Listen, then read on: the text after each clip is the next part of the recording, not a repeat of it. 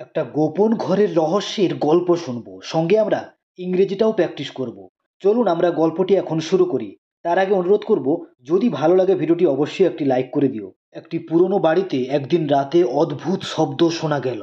One night strange sound were heard in an old house. গ্রামের লোকেরা ভয় পেয়ে বাড়িটির কাছে যেতে সাহস পেল না। The villagers were too scared to go near the house. কিন্তু রবি নামের এক যুবক সব সত্য জানতে চাইল।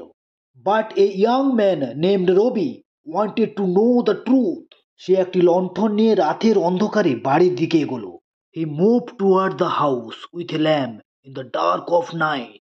হঠাৎ ভেতর থেকে একটি দরজা খোলার শব্দ হলো। Suddenly the sound of a door opening came from inside. রবির হাত কেঁপে উঠল, কিন্তু সে সাহস হারালো না। Rabi's hand trembles, but he did not lose courage.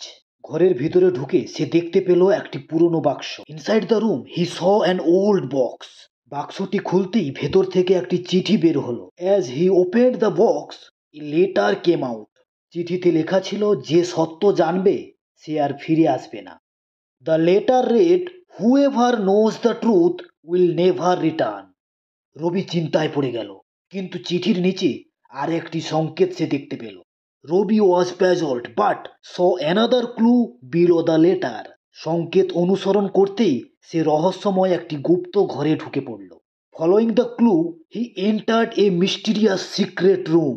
সেখানে তাকে পাওয়া গেল পরের দিন সকালে অজ্ঞান অবস্থায়। He was found unconscious there the next morning. কিন্তু তার মুখে এক অদ্ভুত হাসি লেগেছিল। But there was a strange smile on his face. কেউ আজও জানে না সেই গুপ্ত ঘরের আসল রহস্য।